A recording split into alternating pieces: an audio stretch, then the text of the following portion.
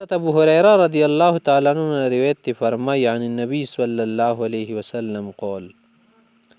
ان لله 100 رحمه الله د پر سل رحمتونه دي قسم منها رحمه بین جميع الخلائق چې یو رحمت د ټولو مخلوقاتو منځ کې تقسیم کړی دی فبها يترحمون وبها يتعاطفون وبها تعطف الوحش على اولادها چې همدې د یو رحمت په وجه باندې خو د ټول مخلوقات سره کې مینه محبت او مودت کوي او همدې وجه نه خو شکي خپل منځ کې میل جول تعلقات ساتي که نه چې کله چا سره د مینه محبت رحمت نه راځي به سړی ترې نه لرې کېږي که نه او همدې وجې نه جانور د وحوش طیور وغیره دا چې ګوري که نه دا په خپلو بچو باندې بچیانو باندې کوم رحم کوي دا همدې وجې نه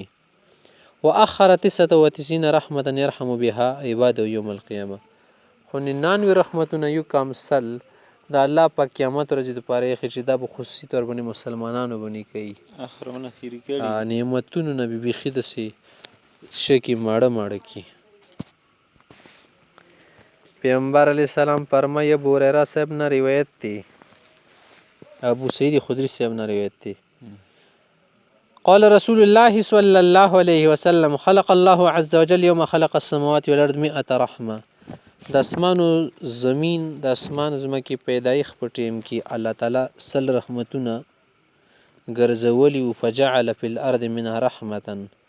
یو رحمت په زمکه کې ګرځولی د خلکو منځ کې فبها تعطف الوالدة على ولدها همدې وجې نه خو مور په د خپل بچي باندې حنونه ده رحمداره ده او مهربانه ده والبهائم بعض على بعض د جانور چې ګوري په یو بل باندې والطیر او مرغان واخر 99 الى يوم القيامه او یو کامسل قیامت ورځې دپاره مؤخر کړي دي پیدا کړي یوم چې کله هغه ورځ شي که نه اکملها الله بهذا الرحمه په دې رحمت سره به خدای پاک د ټول رحمتونه به مکمل کړي صحیح شوه اصل بشي پیغمبر علیه السلام فرمایي ابو هریره صاحب روایت دی ان الله عز وجل لما خلق الحلق چې کله خدای پاک مخلوقات پیدا کړل کتب بیده علی نفسه نه په خپلې د ولیکل چې ان رحمتي تغلب غضبي ان رحمتي سبقت غضبي ان رحمتي غلبت غضبي زما رحمت زما د غصې نه شدې زیات دی صحیح شوه که نه یعنې الله تعالی وله غضب ده که رضا ده که نه دا خو د الله تعالی ارادي طرف ته راجي دي که نه صحیح ده که مطیع سړی وغیره نه شکي هغه ته خدای پاک به انعامونه ورکوي ثواب ورکوي دې ته رضا ایل شي او رحمت نیل شي که عصي به له عذاب ورکوي دې ته غصه قهر یلی شي صحیح ده نو مراد نه شدي مرادات وغیره ته نه مراد دي ښه که نه دا معنی ده چې د الله والا رحمت د غصې نه مغلوبه ده د الله رحمت او غصه د دواړه الله صفتونه الله صفتونه کې مغلوب خبرې نه وي ښه کوم مقتضیاتو نه سره وځي اخر کې مغام مراد دي یعنې الله تعالی اکثر شی کې رحم کوي بندې غضب ولنه کې قهر عذاب پې نه نزیلی صحیح ده دا معنی ده معاذ بن جبل صاحب روایت کې فرمایي مر برسول الله صلی الله علیه وسلم وانا علی حمار چې پیغمبر علیه السلام ما باندې تیر شو زه خر باندې سور وم